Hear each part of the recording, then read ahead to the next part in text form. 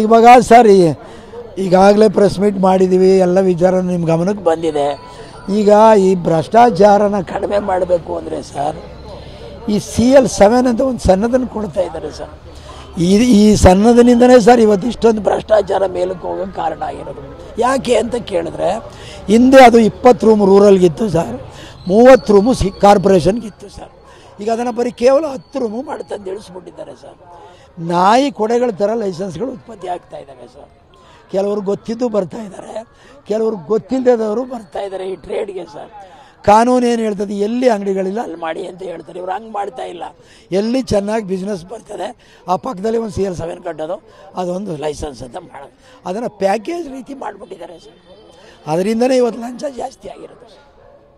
ಅದನ್ನು ಮಾಮೂಲಿ ಏನಿತ್ತು ಅದನ್ನು ಮಾಡಿಬಿಟ್ರೆ ಮತ್ತು ನೋಡಿ CL2 220 ಮೀಟ್ರ್ ಹಿಂದೆ ಹೋಗಿ ಅಂತ ಹೇಳ್ತಾರೆ, CL9ಗೆ 220 ಮೀಟ್ರ್ ಹೋಗಿ ಅಂತ ಹೇಳ್ತಾರೆ, CL7ಗೆ ಮಾತ್ರ 6 ಮೀಟ್ರ್ ಇದ್ರೆ ಸಾಕು, ಮೇಯ್ನ್ ರೋಡ್ಲೇ ಮಾಡ್ಕೊಳ್ಳಿ ಅಂತ ಹೇಳ್ತಾರೆ. ಇದು ದ್ವಂದ್ವವಾದ ಕಾನೂನಲ್ವ ಸರ್ ಇದು? ನಾವು ಅದಕ್ಕೆ ಕೇಳ್ತಾ ಇರೋದು ಸರ್ಕಾರನ, ಈ ಕಾನೂನನ್ನು ಮಾರ್ಪಾಟು ಮಾಡಿ ಬದಲಾವಣೆ ಮಾಡಿ ಎಲ್ಲರೂ ಒಂದೇ ರೀತಿ ಕಾನೂನ ಅಳವಡಿಸಿ, ಅವಾಗ ಎಲ್ಲರೂ ಸ್ವಚ್ಛವಾಗಿ ಬಿಸ್ನೆಸ್. ಬಟ್ ಸರ್ಕಾರಕ್ಕೆ ಕೊಡ್ತಕ್ಕಂಥ ವರಮಾನದಲ್ಲಿ ನಾವು ಯಾವತ್ತೂ ಹಿಂದೆ ಬೀಳೋರಲ್ಲ.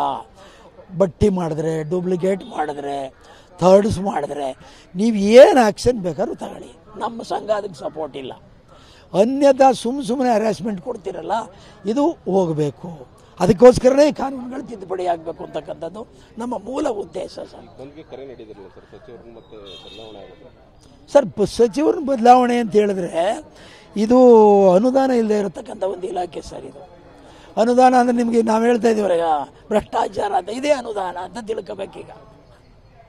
ಆ ಉದ್ದೇಶದಿಂದ ಇದು ಒಂದು ಹಿಡಿತದಲ್ಲಿ ಇರಬೇಕು ಅಂತ ಹೇಳಿದ್ರೆ ಯಾರು ಆರ್ಥಿಕ ಸಚಿವರು ಇರ್ತಾರೆ ಅವ್ರ ಕೈನಲ್ಲಿದ್ದರೆ ಸ್ವಲ್ಪ ಇದು ಒಂದು ತೂಕ, ಒಂದು ಬಿಗಿ ಇರ್ತದೆ ಅನ್ನೋದು ನಮ್ಮ ಅಭಿಪ್ರಾಯ ಸರ್. ಅಷ್ಟೇ, ಅವ್ರಿಗೇನು ಕೊಡಬೇಡಿ ಅಂತ ನಾವು ಹೇಳ್ತಾ ಇಲ್ಲ. ಅವ್ರಿಗೆ ಬೇರೆ ಮಿನಿಸ್ಟ್ರು ಕೊಡಲಿ, ಪಾಪ ನಮ್ಮದೇನು ಅದ್ರ ಬಗ್ಗೆ ತಕರಾರು ಇಲ್ಲ ಸರ್. ನೀವು ತಾವೇ ನೋಡಿದ್ದೀರಲ್ಲ, ಇವಾಗ ಬಂದು ನಿಮ್ಮ ಕಣ್ಣು ಮುಂದೆ ಮೀಟಿಂಗ್ ಮಾಡಿದ್ದೀವಲ್ಲ ಸರ್. ನಾವು ಎಷ್ಟು ಜನ ಬಂದ್ ಮಾಡಬೇಕು ಅನ್ನೋ ನಾವು 80% ಇದ್ದೀವಿ ಸರ್. 20% ಆಗದೇ ಇರ್ಬೋದು, 80% ಮಾಡಿದ್ರು ಸಕ್ಸಸ್ ಅಲ್ವಾ ಸರ್? ನಾವು ಇನ್ನೇನಿದೆ ಅದರಲ್ಲಿ? ಸರ್ಕಾರಕ್ಕೆ ಏನಿಲ್ಲ ಸರ್, ನಮ್ಮನ್ನು ಆದಷ್ಟು ಬೇಗ ಕರೆದು ನಮ್ಮ ಸಮಸ್ಯೆಗಳನ್ನ ಪರಿಹಾರ ಕಂಡುಹಿಡಿದು ಸಹಾಯ ಮಾಡ್ತೀನಿ ಅಂತ ಅವ್ರು ಒಪ್ಕೊಳ್ಳೋದಾದರೆ ನಾವು ಮುಂದಿನ ತೀರ್ಮಾನ ಸಭೆ ತಗೊಳ್ತೀವಿ ಸರ್.